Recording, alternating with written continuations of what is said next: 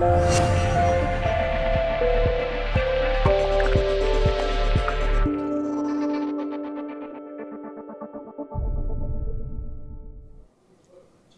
are here at Bitcoin Wednesday with Aleksandar Kuzmanovic, Chief Architect and also founder of bloXroute Labs. And we are going to talk about the solution of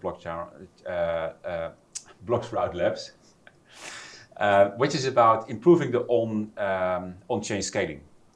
And of course, we are all looking for the moment, the iPhone moment for blockchain, so to say, that the user interface is improving a lot. But of course, the scalability needs also be solved. And that's where bloXroute Lab has a potential solution for. And Aleksandar, as a founder, as a chief architect, has agreed for an interview to talk and explain how this on-chain scaling solution works for you. But maybe first on your background. I mean, how do you get into this space of blockchain and scaling solutions? A little bit more about where you come from and what you're doing at the moment. Yes, thanks for hosting me here in Amsterdam. First time ever in Amsterdam, and I feel really already like at home. So I'm a professor of computer science at Northwestern University, and my field of expertise are computer networks. That would be the internet, how protocols work, how efficient they are, TCP, congestion control, routing, content distribution networks, and stuff like that. And so basically, when I looked for the first time at the blockchain space, completely randomly out of nowhere, I realized that the scalability problem in blockchains is actually fundamentally a computer networking problem. Why is that the case? Because in blockchains, if you have a large number of distributed miners or entities, all of which who need to come to the same page on what are the transactions that have been processed thus far, that fundamentally is a networking problem, because the question of how do we transmit information efficiently between all these different nodes, that problem is a networking problem. And this is how I came into this particular space. So you are a professor at Northwestern, right? Yes. And is bloXroute Labs, is that a subsidiary of Northwestern or a spin-off, or how does it work?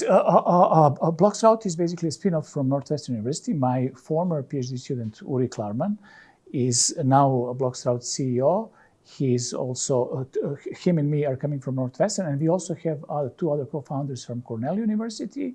They're bringing more of the blockchain expertise. These are Professor Emin Gunsirer from Cornell, and his student Sumya Basu, who is our CTO. Okay, yeah, I know Sumya Basu, right? Yes, quite yes. Famous, I believe, in this. I think Emin should be more famous than Sumya, but as long as you think Sumya is, I'll convey that to Gun. Okay. Sirer, let's see what he says about it. Exactly. So about on-chain scaling, right? Yes. About increasing the transactions per second, basically. Yes. What do you see as the biggest root cause of current blockchain protocols about the low transactions per second issue? What are the root causes of that, and how to solve it?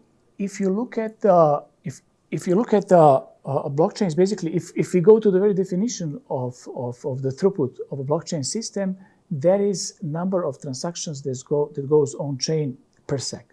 Okay, and if we think about how Bitcoin works, for example, or any other blockchain for that matter, there are two parameters that matter. One is the block size, how long is that block size, and the second parameter is interblock time, right? How frequently do we create these blocks? Okay, so if we increase the block size, necessarily the throughput should go up. If we decrease the interblock time, again, the throughput should go up. The real problem is that we can't just go on and abnormally go on and, let's increase the block size to 1 terabyte, Or we can't decrease the interblock size to 1 millisecond, hoping nothing would go wrong, right? So basically what bloXroute is doing and what we are looking for is how we can increase the block size and decrease the interblock time without changing without invoking this forking probability and creating all these problems that blockchains are trying to resolve. So the interblock time is Yes. one of the key elements, right? Which you mentioned. Yes. How do you define the interblock time? Interblock time basically is the time between blocks on a blockchain, and it depends on the hardness of a puzzle that miners need to solve. So currently, as we know, it's around 600 seconds or 10 minutes in Bitcoin with 1 megabyte blocks. In Ethereum, for example, blocks are much shorter, and the interblock time is much shorter. But the key is how can we increase the block size, reduce the interblock time, and still make it all work efficiently. And this is where an efficient underlying network infrastructure is essential, and this is basically what we are building with bloXroute. So at the moment, let's say for Bitcoin, it's 10 minutes. Yes. What is the idea, what is your objective of the interblock time, or propagation time it is as well called, right? Yes. Yeah, so what is your objective? So basically, we are spinning off networks in our testnet, and our goal is to come to between 2,000 and 3,000 transactions per second, and we think that this is feasible for a very large blockchain system. This means that approximately you would have to decrease the interblock time to about 30 seconds, and then have much bigger blocks than now that can go close to like 500 megabytes to a gigabyte size. And I can explain why this is possible in our system, but I'll wait for your questions. Yeah, exactly. I have a question about, so your objective is, let's say, to have 30 seconds interblock approximately, time. yes. Approximately. So basically, effectively what we are saying that we can do, what we're claiming that we can do, is to increase the scale of the current blockchains by around 1000x. Okay, where do we get this 1000x? How could it be? So the first thing is that the information that is being propagated in a block is very redundant. What does that mean? A block in Bitcoin or Ethereum consists of transactions. These transactions have already been propagated through the system. Most of the miners have information about these transactions. So if what we are doing with bloXroute is that, which is a content distribution network, that I will dive down pretty soon, basically what we are doing is we are shrinking we are compressing the information that is being sent around. What does that mean? For example, if a transaction is 500 bytes long in Bitcoin, what we do is internally within our system, we assign it an ID that is much shorter, for example, 4 bytes. Okay, this gives 100x improvement. Okay, this simple data compression. Another 10x we get from really robust underlying network infrastructure and the way in which we stream data, which is not peer-to-peer, where every node is sending to its peers and then these peers are sending to their own peers. But we actually have something similar to YouTube or other video streaming systems, where as soon as the head of that particular block starts reaching our node, we already start sending bits of this block to the other nodes before the entire block has been received. This gives us another 10x. So with this 100x with data compression and 10x with a more efficient network manipulation, we end up with 1000x increase in scale. That's a lot, right? It is, but it's feasible, and that's why I'm sitting here, and that's why I'm doing what I'm doing, that we can deliver. So you can deliver, you say. So what kind of situation did you test this? And is it on a test net, or what kind of solutions do you have? So we are currently having our own internal test net. We are using Bitcoin Unlimited code base, and we had a really great collaboration with them. We are grateful to them for sharing their code. Why is that important? Because there are many bottlenecks at the endpoint itself that people are not aware of. So while there shouldn't be, in theory, while there shouldn't be much bottlenecks at the endpoint, they do exist in many of the blockchain codes, but this has been removed from Bitcoin Unlimited. So what we are doing is we are having a testbed with a number of nodes with 3 locations, one in Asia, one in US, and one in Europe. And on our testnet, we are already seeing thousands of transactions per second.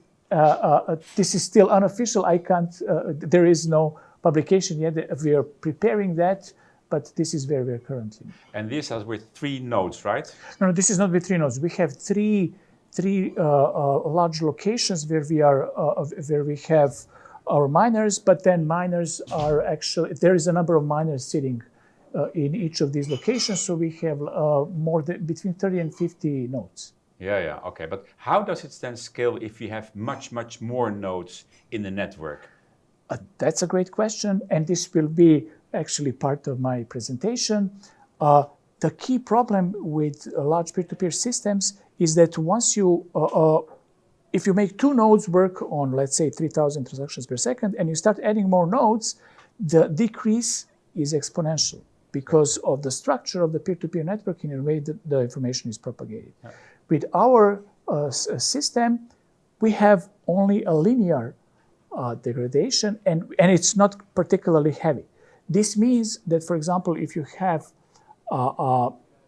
in our case, you can sustain thousands of transactions per second even for very large networks, while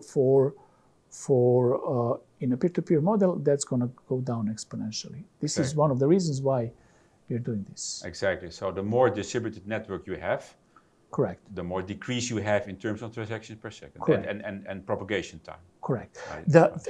One of the big differences between a peer-to-peer and our system, in peer-to-peer network, you are every node is sending to its peers, and then the information is propagated in cascades. Mm-hmm. And this brings 2 problems. One is that there is a number of hops, and the other problem that you are actually dependent on what is happening at each of these individual nodes. Mm-hmm. Right? In our case, what happens is that you have all these nodes talking to our servers, and hence, number 1, the number of hops is significantly reduced to 3. These hops are very well provisioned, and at the same time, there is not a single other miner that you're dependent upon for propagating information. And this all helps with this. So this is all interesting technology, right? And if you can really scale up the network with thousands of transactions per second, that will be a huge increase in user adoption, in the end adoption, I suppose, right? Exactly. I mean, that's why we are doing this, and that's what we are hoping for. My question is also about your business model. Yes. So what is your business model? How are you going to solution this, but also create a business out of it? Yes. So basically, our business model is very, I would say it's very simple. Before any blockchain reaches 100 transactions per second, for example, Bitcoin or Ethereum, in case they adopt our technology, they pay nothing to anybody. In blockchains, we never ever charge a blockchain anything. Moreover, we are never charging miners anything. Our software is free for miners, and I'm using this opportunity to invite miners to come talk to us, because we are, in the next couple of months, we are going to scale our solution out. So it's in their best interest to be on our side. So the key idea behind this is that once the throughput goes above 100 transactions per second, it is the end users that are going to pay 10% of the mining fee. They're going to give to bloXroute. However, at these large throughput environments, the point is, why we are doing this is so that we can significantly decrease the price for the end user, so that we can reach this ideal of micropayments and everything else. So the bottom line is that we are creating a playfield where end users are going to have 100x smaller fees, where miners can get 10 times more than they are earning now, and we are taking a small portion of that mining fee, and it's all sustainable. So all sustainable. That's all sustainable, nice, because once you, and we are leaving 99.9% of the value that we are creating, we are leaving to the ecosystem. We didn't invent Bitcoin, we didn't invent Ethereum nor any other blockchain, but still this is a completely sustainable model that, and of course, that helps us sustain and so on. Yeah, and fund your future developments, I suppose, yes, right? Correct. So we need to close off the interview at the moment, but what is your call to action? You mentioned the miners who are invited to join your test environment. So within 2 weeks, we are going to start beta testing with a group of 5 to 6 mining pools from China, US, and Europe. And this is going to be just for us to to figure out that we are on the right track and actually that we can that there are significant value in miners putting our software on their machines.